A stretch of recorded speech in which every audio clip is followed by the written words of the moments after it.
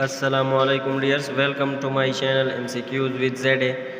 جس طرح ہم نے اسلامیات کے ایم سی کیوز کی سیریز شروع کی تھی تو اس میں ہم نے نماز پڑھ لی تھی۔ اب ہے روزہ، تو روزہ کو آئیے شروع کرتے ہیں۔ سب سے پہلے ہے صوم کے معنی ہے، تو صوم کے معنی ہے روزہ۔ نمبر 2، روزہ کب فرض ہوا؟ تو روزہ فرض ہوا 2 ہجری کو۔ روزہ اسلام کا رکن ہے، تو روزہ اسلام کا تیسرا رکن ہے۔ روزہ کون سی عبادت ہے؟ تو روزہ ایک فرض عبادت ہے۔ ماہ رمضان میں ایک فرض ادا کرنے کا ثواب کتنے فرضوں کے برابر ہوتا ہے؟ تو وہ ہے 70 فرضوں کے برابر۔ وہ کون سی عبادت ہے جن کا بدلہ اللہ تعالیٰ دیتا ہے؟ تو وہ روزہ ہے۔ نمبر 7، اسلامی سال میں رمضان کون سا مہینہ ہے؟ تو رمضان کا مہینہ 9واں ہے۔ الصوم الجنہ میں جنہ سے کیا مراد ہے؟ تو اس کا مطلب ہے ڈھال۔ کون سا رکن اسلام کی ڈھال کہلاتا ہے؟ تو وہ ہے روزہ۔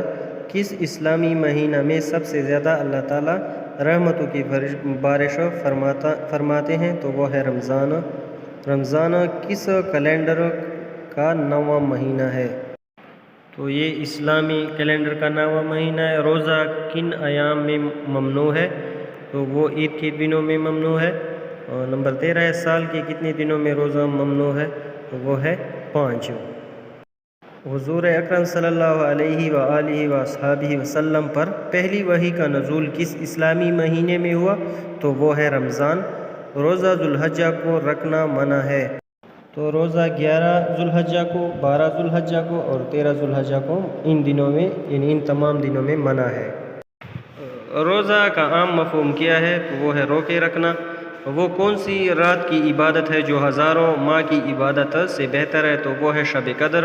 بدن کی زکوٰۃ کس رکن کو کہا جاتا ہے؟ تو وہ ہے روزہ۔ کون سا رکن اسلام و ضبط نفس پیدا کرتا ہے؟ تو وہ بھی روزہ ہے۔ روزہ روزہ دار اور اللہ تعالیٰ کے درمیان ہے۔ رمضان میں تراویح سنت موقدہ ہے۔ پاکستان کب وجود میں آیا؟ تو وہ رمضان کی 27ویں شب کو۔ قیام رمضان سے کیا مراد ہے؟ تو قیام رمضان سے مراد رمضان کی تراویح کی ادائیگی۔ رمضان کے پہلے عشرے کو کیا کہا جاتا ہے؟ تو پہلے عشرے کو رحمت کہا جاتا ہے، عشرۂ رحمت۔ رمضان کے دوسرے عشرے کو کیا کہا جاتا ہے؟ تو وہ عشرۂ مغفرت ہے۔ رمضان کے تیسرے عشرے کو کیا کہا جاتا ہے؟ تو وہ عشرۂ نجات، نار جہنم ہے۔ تو یہ تینوں ایم سی کیوز بہت اہم ہیں کہ رمضان کے پہلے عشرے کو کیا کہتے ہیں، دوسرے عشرے کو کیا کہتے ہیں اور تیسرے عشرے کو کیا کہتے ہیں۔ یہ ان میں سے ایم سی کیوز کئی بار آ چکے ہیں۔ اعتکاف کے لغوی معنی کیا ہے؟ تو اعتکاف کے لغوی معنی ہے رک جانا۔ اعتکاف کے اصطلاحی معنی کیا ہے؟ تو اصطلاحی معنی ہے آخری عشرے میں عبادت کرنا۔ رمضان کے علاوہ اعتکاف نفل ہے۔ نمبر 30، اعتکاف کی کتنی اقسام ہیں؟ تو وہ 3 ہیں۔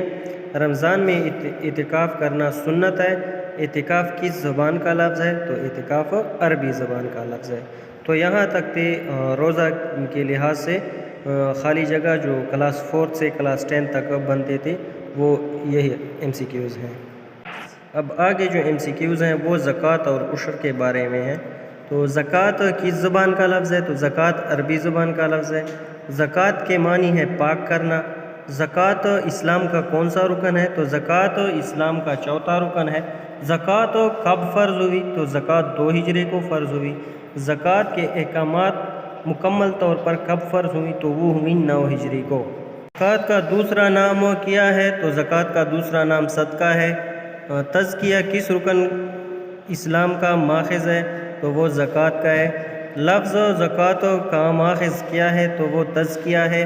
لفظ تزکیہ کے معنی کیا ہے؟ تو وہ ہے پاک کرنا۔ زکوٰۃ کی کتنی اقسام ہیں؟ تو زکوٰۃ کی 2 اقسام ہیں۔ نمبر 11 ہے، اسلامی معیشت کی ریڑھ کی ہڈی کس کو کہا جاتا ہے؟ تو وہ زکوٰۃ کو کہا جاتا ہے۔ لفظ زکوٰۃ قرآن مجید میں کتنی بار آیا ہے؟ 32 بار۔ مسلمان کا مال کس رکن اسلام کے ذریعے پاک ہوتا ہے؟ تو وہ ہے زکوٰۃ۔ اس مشہور شخصیت نے فرمایا تھا کہ زکوٰۃ اور نماز میں کوئی فرق نہیں، تو وہ تھے حضرت ابوبکر صدیق رضی اللہ تعالیٰ عنہ۔ کس رکن کے بغیر نماز بے معنی ہے؟ تو وہ ہے زکوٰۃ۔ निसाब से क्या मुराद है? तो निसाब से मुराद वो कम से कम माल जायदाद जिस पर ज़कात फ़र्ज़ हो। ज़कात का अहम तरीन मसरफ़ क्या है? तो वो ज़रूरतमंदों और ग़ुरबा की मदद। कौन लोग ज़कात के हक़दार हैं? हाजतमंद। कौन लोग ज़कात के हक़दार नहीं हैं? तो वो औलाद और वालिदैन दोनों हक़दार नहीं हैं। ज़कात के न मानने वाले को क्या कहा जाता है? तो उसे काफ़िर कहा जाता है। वो शख्स जो ज़कात अदा कर सकता है इस्तिलाह में क्या कहलाता है? तो वो साहिब निसाब कहलाता है। चांदी का निसाब होता है 52.5 तोले, सोने का निसाब होता है 7.5 तोले। कितने ऊँटों पर ज़कात फ़र्ज़ है? यानी कितने ऊँट मलकियत में हो तो वो 5 ऊँट अगर हों तो तब ज़कात फ़र्ज़ होती है। कितनी बकरियां मलकियत में ज़कात फ़र्ज़ है? तो वो 40 बकरियां हैं। कितनी भैंस या गाय मलकियत में हो तो ज़कात फ़र्ज़ है? तो वो 30 हैं। ज़कात के मसारिफ़ कितने हैं? तो ये 8 हैं। और ये बहुत ज़्यादा अहम MCQs है कि मसारिफ़ीन ज़कात कितने हैं? तो वो 8 हैं।